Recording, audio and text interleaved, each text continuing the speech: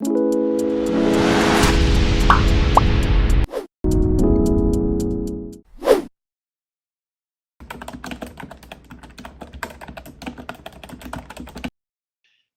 Therapeutic Alliance is one of the most robust predictors of treatment outcome that we know about.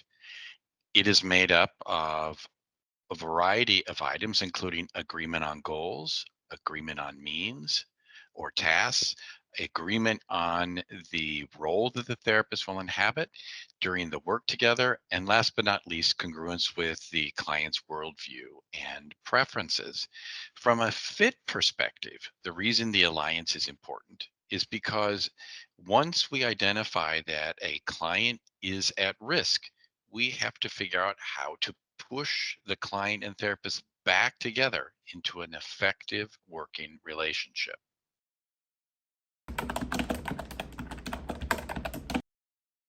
From a fit perspective, recall that this method of attending to whether or not the client is making progress and engaged in treatment is really about identifying clients that are at risk.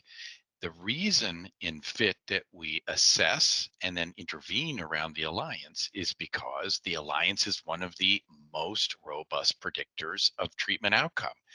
The whole point of assessing the alliance then is to identify where there might be weaknesses or deficits or differences that the therapist can work at closing or repairing. Am I understanding what the client truly wants? Am I working in a way that fits for them, their values, who they are as people? And am I adopting a role in the work that they want me to be in and see as useful for their recovery?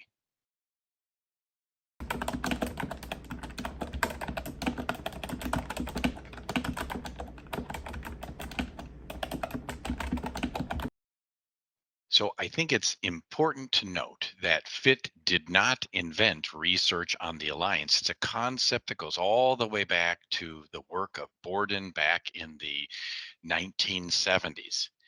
And FIT really uses a very simple tool that fleshes out Borden's original ideas and adds one new item: agreement on goals, agreement on tasks, agreement on role, and then what we have added as researchers post Borden is also congruence between the treatment being offered and the identity, values, and worldview or preferences of the person in care.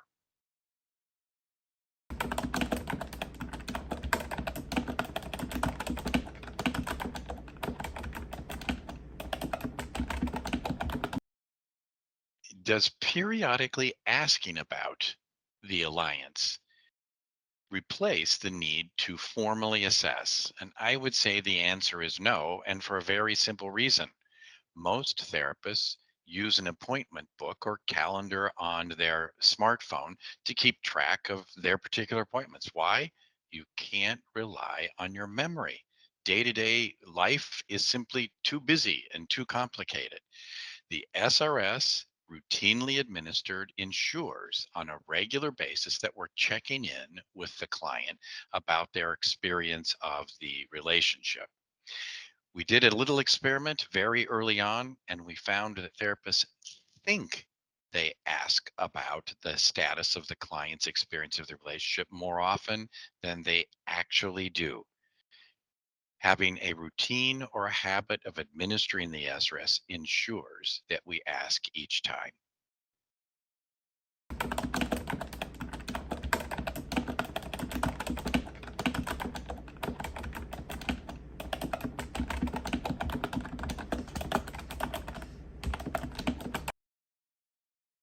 The reason to administer the SRS before the session ends is to ensure that the questions are actually asked.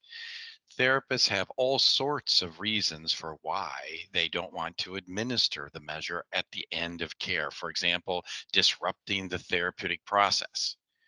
Think instead of the SRS as the last opportunity to check in about something that will predict whether or not your client will return.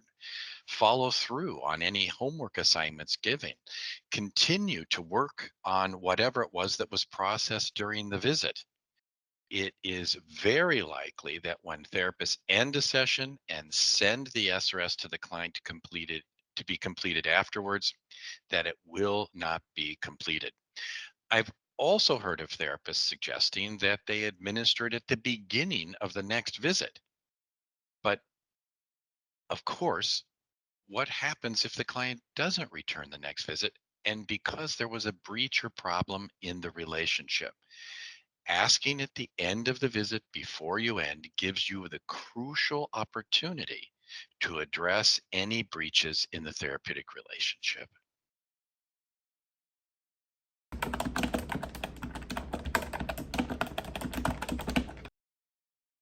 The therapeutic alliance is one of the most robust predictors of treatment efficacy. It is important regardless of the way treatment is delivered, either individually, in couples, or in groups.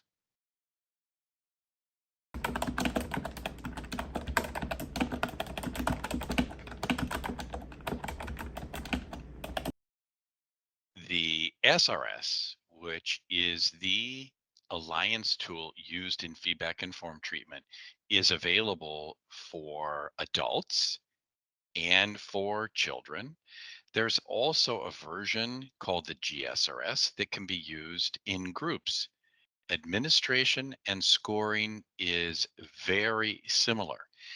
I think what's important when assessing the alliance in, say, a couples format or even in groups is to not forget what you already know about forming relationships in those different types of service settings. In a couple and in a group, you not only have the relationship between the therapist and an individual client, but you have the relationship between the two members of the couple or the multiple members of the group. The GSRS is designed to tap all of those different types of potential alliances.